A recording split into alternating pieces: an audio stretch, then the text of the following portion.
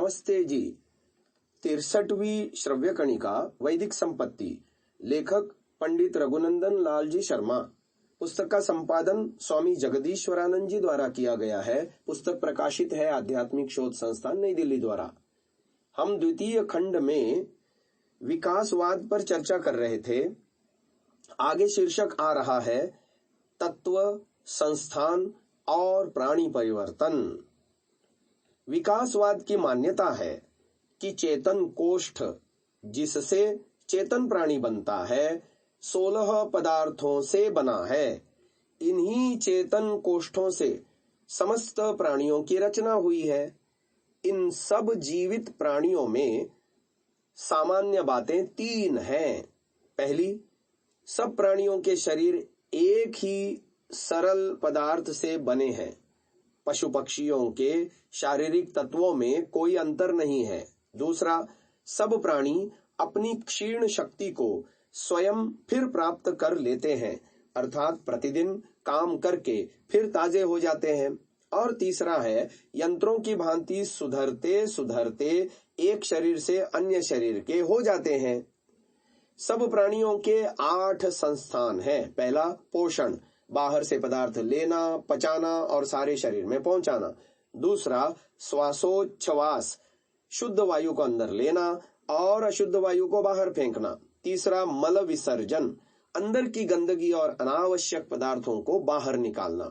चौथा, रक्त प्रसार, सारे शरीर में रक्त पहुंचाना। पांचवा, प्रेरण, गति देने वाला स्थान। छठा, आधार स्थान, जिससे शरीर सदा रहता है। सातवां, ज्ञान तंतु, इससे समस्त शरीर का हाल ज्ञात होता है। और आठवां, प्रसव, जिससे संतति होती है। यहाँ 2 बातें हैं। एक तो सब प्राणियों के तत्व एक से हैं। दूसरे, सब प्राणियों के 8 संस्थान होते हैं। हमें इस सब व्यवस्था के संबंध में कुछ नहीं कहना।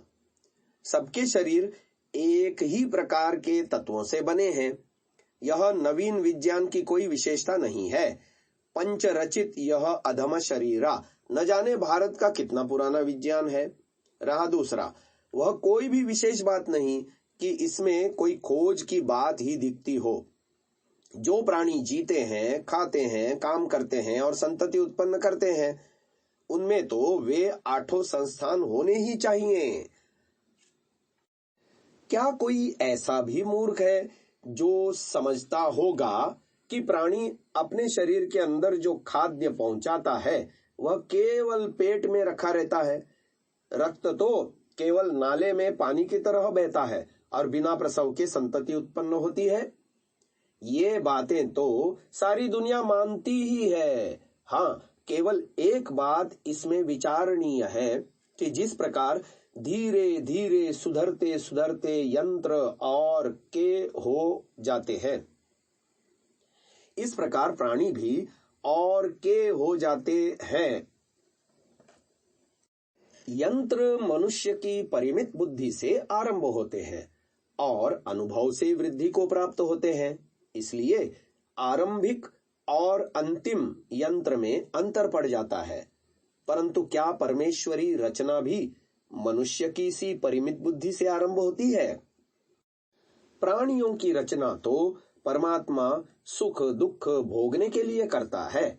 इसलिए जिस प्रकार के शरीर से अमुक प्रकार का सुख दुख भोगा जा सके, उसी प्रकार का शरीर देता है और नहीं। ऐसी दशा में यंत्रों का उदाहरण देकर प्राणियों की शारीरिक बनावट को परिवर्तनशील सिद्ध करना सृष्टि नियम के विपरीत है। शरीर का बनाना यदि प्रकृति के अथवा स्वयं अपने अधीन माने तो यंत्र का दृष्टांत ठीक हो सकता है, परंतु यहाँ तो शरीर देने वाला तीसरा ही है। इसलिए उपर्युक्त दृष्टांत सर्वथा अनुपयुक्त है।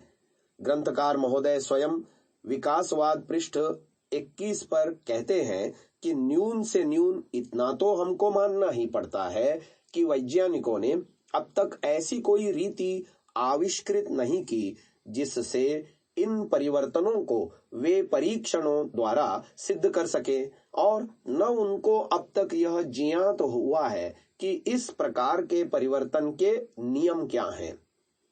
वैज्ञानिकों को परिवर्तन के नियम ज्ञात नहीं, यह ज्ञात नहीं कि परिवर्तन कैसे होता है, और परिवर्तन होते किसी ने देखा नहीं, अर्थात यह आज तक किसी ने नहीं देखा कि अमुक प्राणी का अमुक प्राणी बन गया। ऐसी दशा में परिवर्तन सिवाय कल्पना और अनुमान के और कुछ भी सिद्ध नहीं होता। विकासवाद को जीव की उत्पत्ति, प्राणियों की उत्पत्ति और जातियों की उत्पत्ति को अच्छी प्रकार सिद्ध करना चाहिए था, परंतु उसने अब तक एक विषय को भी अच्छी प्रकार आरोपित नहीं किया। इस विज्ञान के प्रखर पंडित यही कहते हैं कि इनका रहस्य हमको ज्ञात नहीं है। जीव की उत्पत्ति और प्राणियों के शरीर परिवर्तन के विषय में विकासवाद के लेखक ही ने कह दिया है कि वैज्ञानिक इसे नहीं जानते। पृथ्वी पर प्राणियों की उत्पत्ति के विषय में थॉमसन कहता है कि विज्ञान के द्वारा हम नहीं जानते कि पृथ्वी पर जीवधारी प्राणियों की सृष्टि कैसे हुई। How did living creatures begin to be upon the earth in point of science we do not know. ये लिखे हैं विचार introduction to science, page number 142 by J.A. Thomson MA। दूसरा विद्वान भी कहता है कि इस उजाड़ पृथ्वी पर प्राणी कैसे उत्पन्न हुए, इस प्रश्न का हम यही उत्तर देते हैं कि हम लोग नहीं जानते। The question is what was the manner of their being upon the previously tenantless earth? Our answer must be that we do not know. Evolution, page number 70 by Professor Patrick Geddes। इसी प्रकार एक तीसरा विद्वान कहता है कि हम लोग विकास के उत्पादक तत्व के विषय में निश्चित रूप से बहुत ही थोड़ा जानते हैं। हम लोगों को डार्विन के ही शब्दों में स्वीकार करना चाहिए कि एक जाति से दूसरी उपजाति की भिन्नता के नियमों के विषय में हम लोग कुछ नहीं जानते। We know very little that is certain in regard to the originative factors in evolution. We must still confess with Darwin, our ignorance of the laws of variation is profound. Evolution, page number 11 by P. Geddes। न तो विज्ञान को जीव की उत्पत्ति ज्ञात है, न प्राणियों की उत्पत्ति का पता है, और न एक जाति से दूसरी जाति के उत्पन्न होने के नियमों का ज्ञान है। तब फिर ज्ञात नहीं होता कि विकास किस प्रकार आरोपित किया जाता है। यहाँ तक हमने विकासवाद की साधारण आलोचना की। अब आगे हम दिखलाना चाहते हैं कि विकासवाद प्राणियों की उत्पत्ति में किन किन शास्त्रों का उपयोग करता है। विकासवाद के लेखक ने लिखा है कि विकासवाद को सिद्ध करने के लिए प्राणियों के जो प्रमाण प्रस्तुत किए जाते हैं उनके निम्नलिखित 5 विभाग हैं। पहला, जाति विभाग शास्त्र, क्लासिफिकेशन। तुलनात्मक शरीर रचना शास्त्र, कंपैरेटिव एनाटॉमी। तीसरा, गर्भवृद्धि शास्त्र, एम्ब्रियोलॉजी। चौथा, लुप्त जंतु शास्त्र, पालियोंटोलॉजी। और पांचवा, भौगोलिक विभाग शास्त्र, जियोग्राफिकल डिस्ट्रीब्यूशन। आगे शीर्षक आ रहा है जाति विभाग शास्त्र, जिसका विवेचन हम आने वाली श्रव्य कणिका में सुन पाएंगे। आज इसे यहीं विराम देते हैं। ओम।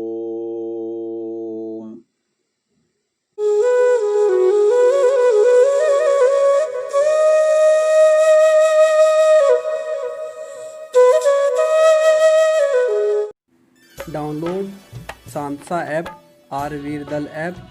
Visit sansa.org, rvirdal.in।